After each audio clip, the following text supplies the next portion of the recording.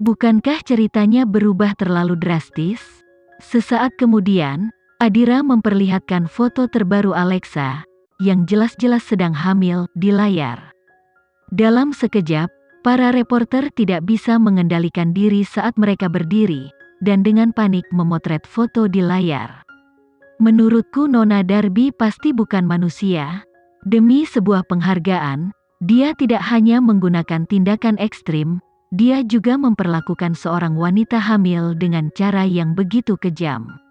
Saya ingin semua mempertimbangkan sejenak, jika istri dan atau anakmu diperlakukan seperti itu, bukankah kamu juga ingin membalasnya dengan kekerasan? Saya ingin bertanya kepada reporter wanita yang mengatakan bahwa tidak boleh ada alasan untuk memukul seseorang. Jika kamu sedang hamil dan seseorang memaksamu untuk kehilangan anakmu, apakah kamu ingin suamimu bernegosiasi dengan lembut dengan mereka? Petik 2. Mendengar ini, para reporter saling berpandangan. Semua orang sudah tahu jawabannya. Jika mereka menghadapi situasi yang sama, mereka akan langsung berlari dan mencabik-cabik Darby, jadi menamparnya sudah menunjukkan belas kasihannya. Tapi, apa yang bisa dibuktikan oleh sebuah foto? Tidak dijelaskan, dari dua wanita tersebut, siapa yang berbohong. Ditambah lagi, Darby telah ditekan oleh Mandala sepanjang waktu. Tepat sekali, bahkan setelah dia kembali ke Tiongkok, dia ditawan oleh Mandala. Jangan bilang itu palsu. Mendengar dua kata konyol ini, senyuman Adira semakin mengejek. Ayolah, teman-teman, kamu boleh makan lebih banyak, tapi kamu tidak boleh bicara lebih banyak omong kosong. Aku tahu kalau Nona Darby mengeluh pada semua orang, karena Mandala menahannya, tapi apakah mengeluh cukup untuk membuktikan sesuatu?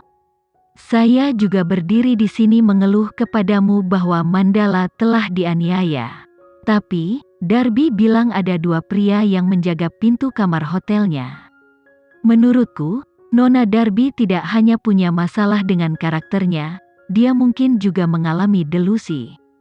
Dengan bantuan polisi, saya membawa rekaman pengawasan dari lorong menuju kamar hotel Nona Darby. Sebelum kita menonton video yang diambil oleh tukang ledeng Belanda, mari kita lihat dulu rekaman pengawasan ini. Setelah berbicara, Adira menyilangkan tangannya dan berbalik untuk melihat layar. Karena fakta bahwa Adira mempunyai rekam jejak dalam mengungkap berita mengejutkan satu demi satu, para reporter dengan cepat mengangkat kamera mereka sebagai antisipasi, takut kalau mereka melewatkan detail penting. Metodenya dalam berurusan dengan publik sedikit berbeda dengan jalan yang biasanya diambil Lukas. Dia sekuat Lukas, tapi dia memiliki kelicikan yang tidak dimiliki Lukas. Sesaat kemudian, sebuah video mulai diputar di layar. Video itu dengan jelas menampilkan cap waktu, dan di dalam koridor jelas berdiri dua pengawal kekar. Mereka tinggi dan kokoh seperti tembok yang tidak bisa ditembus. Semua orang melihat pengawasan yang dibicarakan Darby. Sebenarnya ada dua orang yang mengawasinya. Bukankah jelas ada dua pengawal yang berdiri di sana? Bagaimana Mandala akan menyangkal hal ini? Para wartawan yang menyaksikan video tersebut mulai meluapkan kemarahannya, karena terlihat jelas dua pengawal berdiri di ambang pintu menjaga pintu kamar hotel. Tetapi, saat semua orang berpikir bahwa Mandala penuh dengan kebohongan, pintu kamar hotel terbuka dan keluarlah seorang pria paruh baya yang mengenakan kacamata hitam. Kedua pengawal itu mengikuti di belakang pria ini ketika dia meninggalkan hotel. Beberapa saat kemudian, ketiga pria itu kembali ke hotel. Saat mereka melewati koridor, pintu kamar sebelah terbuka sedikit. Semua orang dapat dengan jelas melihat siapa orang di balik pintu itu. Itu adalah Darby. Maaf mengecewakan kalian semua, tapi kedua pengawal itu tidak ada di sana untuk menjaga Darby. Mereka ada di sana untuk melindungi tamu VIP hotel kami. Begitu Adira selesai berbicara, semua orang menyadari apa yang terjadi.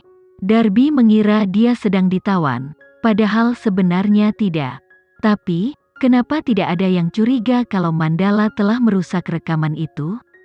Karena rekaman tersebut disediakan oleh polisi, dan seorang polisi saat ini sedang berdiri di samping panggung, menunggu untuk mengambil video tersebut setelah selesai. Ini sebenarnya adalah serangan terbesar yang bisa dilakukan Mandala pada Darbi. Semua orang tahu bahwa Tuan Akmal adalah seorang gangster dan polisi tidak akan pernah memihaknya. Jadi, fakta bahwa Kenzi mendapat bantuan dari polisi untuk menangani kejadian ini, merupakan penghinaan terhadap Tuan Akmal. Dengan hadirnya polisi, para wartawan tidak punya alasan untuk meragukan keaslian video tersebut. Darbi ini menganggap dirinya terlalu tinggi. Itu adalah kesalahpahaman total. Para pengawal ada di sana untuk melindungi orang lain. Apakah Darbi mengalami delusi? Kebenaran ada di hadapan kita. Apa yang disebut Darbi, ditawan, dan ditindas semua hanyalah bagian dari imajinasinya sendiri. Atau mungkin, dia sengaja bermaksud menjebak Alexa, Mandala, dan bahkan Tuan Kenzi. Suara Adira tegas dan jelas. Kedengarannya cukup masuk akal, bahwa Darbi lah yang merencanakan semuanya. Seperti yang bisa kita lihat, demi penghargaan Adipurna, Darbi tidak hanya menggunakan metode kotor untuk menyakiti Alexa, dia juga mengacaukan yang benar dan yang salah, memutarbalikkan fakta dan mencoba memanipulasi media untuk mencapai motifnya. Para wartawan ingin bergegas ke atas panggung untuk mendokumentasikan segala sesuatu yang sedang terjadi. Namun, Adira menjelaskan situasinya dengan jelas, kebenarannya masih bergoyang dari sisi ke sisi seperti lengan timbangan, karena mereka masih kehilangan satu bagian yang pasti. Bukti. Pertunjukannya tampaknya telah mencapai klimaksnya. Namun, meskipun Mandala tampaknya memegang keunggulan, pemenang akhirnya masih belum ditentukan. Karena tidak ada yang tahu, apakah Darbi masih memegang bukti yang lebih kuat. Bukti yang ingin mereka lihat hanyalah bukti. Nona Adira, berhentilah menggantung kami dengan seutas benang. Jika kamu memiliki hal lain untuk ditunjukkan kepada kami, silakan tunjukkan kepada kami sekarang. Dengan begitu, kamu bisa tampil di berita utama lebih cepat. Apakah kamu masih punya videonya? Cepat, tunjukkan pada kami.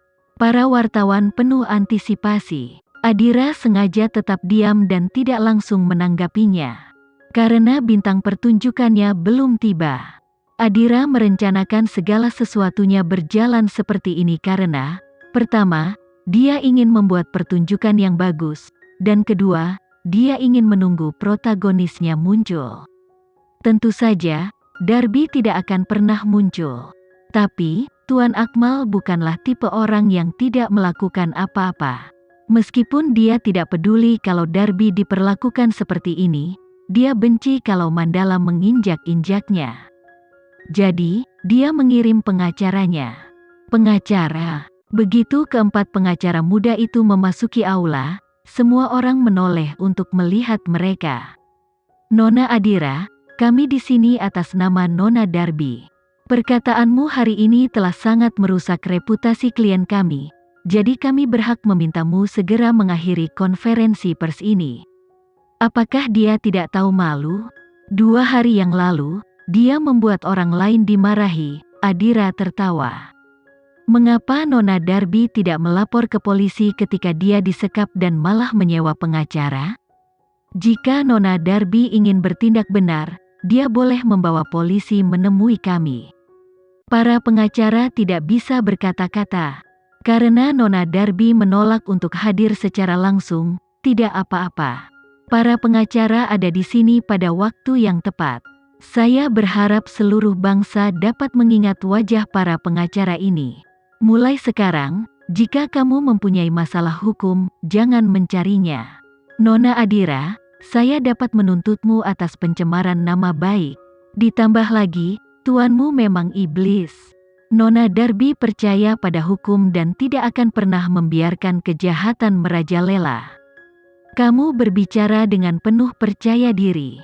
Bagus sekali, Berhubung kamu sudah di sini, mari kita nikmati bersama video berikut ini. Adira tersenyum ketika dia melihat semua orang. Setelah berputar-putar, Adira akhirnya sampai pada poin utama, video yang diambil oleh tukang ledeng Belanda. Video yang menangkap seluruh kejadian. Namun, Darby menolak untuk percaya bahwa Mandala dapat memberikan bukti yang berguna. Jika mereka bisa, Kenzie pasti sudah mengungkapkannya sejak lama. Mengapa dia memberinya begitu banyak waktu untuk berbuat macam-macam?